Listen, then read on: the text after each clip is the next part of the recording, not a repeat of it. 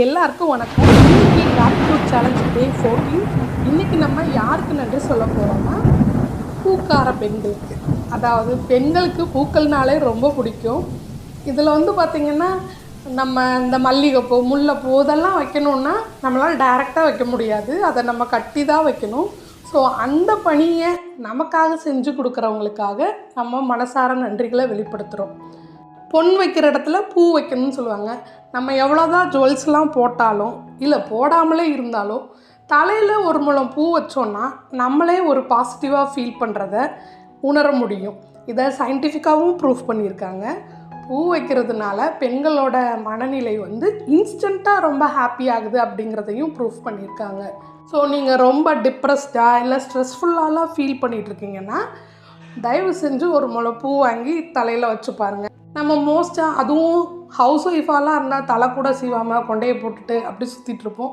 அப்படிலாம் இல்லாமல் கொஞ்சம் தலைவாரி பூவெல்லாம் வச்சோன்னா நம்மளுக்கே ஒரு ஹாப்பினஸ் பூக்களோட நறுமணம் நமக்கு ஒரு தனித்துவமான மகிழ்ச்சியை தரும். அண்ட் மோரோவர் இது நம்மளை இயற்கையோடு இணைக்குது. எப்போல்லாம் நம்மளை இயற்கையோடு இணைச்சிக்கிறோமோ அது நமக்கு எப்போவும் மகிழ்ச்சியை தரும். இங்கே பூக்கள் பற்றி பேசுகிறதுனால நான் சொல்கிறேன். எனக்கு சரக்கொன்றை பூனா ரொம்ப பிடிக்கும். அதுதான் நான் தமிழ் புத்தாண்டு அப்போ கூட போஸ்ட்டில் கூட போட்டிருப்பேன். அது பார்த்திங்கன்னா ஒரு பொக்கே தலைகீழ தொங்கிட்டுருக்க மாதிரி இருக்கும். அந்த மரத்தில் இலைகளே இருக்காது. அதுவும் இந்த ஜூன் ஜூலையில் பார்த்திங்கன்னா ரொம்ப அழகாக இருக்கும் அந்த மரம். எப்போவுமே அதை தூரத்துலேருந்து தான் பார்த்துருக்கேன், பக்கத்தில் பார்த்ததே இல்லை. அந்த பூவை நான் தொட்டு பார்த்தது கூட இல்லை. அப்போது சடனாக பார்த்திங்கன்னா ஒரு நாள் யதார்த்தமாக நான் எங்கள் வீட்டுக்கு போயிருந்தப்போ அன்றைக்கி எங்கள் அக்கா வர்றதுக்கான பிளானே இல்லை. பட் அவங்களும் வந்திருந்தாங்க. வந்தப்போ இந்தா உனக்கு பிடிக்கும்ல அப்படின்னு சொல்லி அந்த பூவை என் கையில் கொடுத்தாங்க. எனக்கு ரொம்ப ஹாப்பியாக இருந்துச்சு. பட் அதுவே நான் என் பையனோட ஸ்கூல் அட்மிஷனுக்காக போகிறப்போ பார்த்திங்கன்னா அந்த ஸ்கூலில் இவ்வளோ மரம் இருந்துச்சு. ஆக மொத்தம் அந்த ஸ்கூலில் நாங்கள் அட்மிஷனும் போடல, ஜஸ்ட் என்கொயரிக்காக தான் போயிருந்தோம். என்னோடய ஹாப்பினஸ்க்கு அளவே இல்லை. அதாவது நம்ம எதை தேடிட்டுருக்கோமோ அது நம்மளை தேடிட்டுருக்குன்னு சொல்லுவாங்க. எனக்கு சரக்கொன்றை பூ பிடிக்கும்.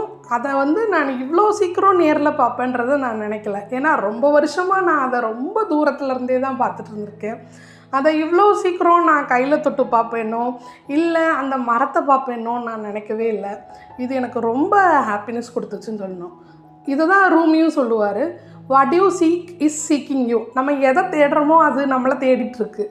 இதே மாதிரி தான் நம்ம எந்த அளவுக்கு வைப்ரேஷனலாக இருக்கிறோமோ நமக்கு தேவையானது எல்லாம் நம்மளை தேடியே வரும்.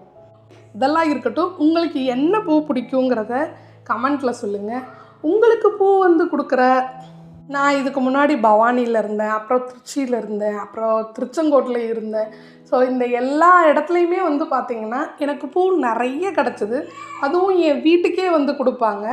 எப்போவுமே எனக்கு அபரிமிதமான அளவில் பூக்கள் கிடைக்கும். நான் அதையும் கூட ஒரு போஸ்ட் போட்டிருந்தேன். நம்ம எதை ரொம்ப விரும்புகிறோமோ அது நம்மக்கிட்ட நிறைய தேடி வரும். நம்ம எதை நிறைய பார்க்கணுன்னு நினைக்கிறோமோ இல்லை அதை பற்றி பேசுகிறோமோ அது எல்லாம் நம்மளை தேடி வரும். ஸோ உங்கள் வாழ்க்கையில் எதெல்லாம் நல்ல விஷயங்கள் வேணும்னு நினைக்கிறீங்களோ அதை பற்றி மட்டும் நினைங்க, பிரச்சனைகளை பற்றி நினைக்காதீங்க. உங்களுக்கு என்ன பூ பிடிக்குங்கிறத கமெண்ட்டில் கண்டிப்பாக சொல்லுங்கள். அப்படி உங்கள் வீட்டுக்கே பூ தரவங்க இருந்தாங்கன்னா அவங்களுக்கு மனசார உங்கள் நன்றிகளை வெளிப்படுத்துங்க. இந்த வீடியோ பிடிச்சிருந்தா லைக் பண்ணுங்கள். வேறு யாராவது உங்களுக்கு ஒரு ஃப்ளவர் கேர்ள் ஃப்ரெண்ட் இருந்தாங்கன்னா அவங்களுக்கு இந்த வீடியோவை ஷேர் பண்ணுங்கள். தேங்க்ஸ் ஃபார் வாட்சிங்.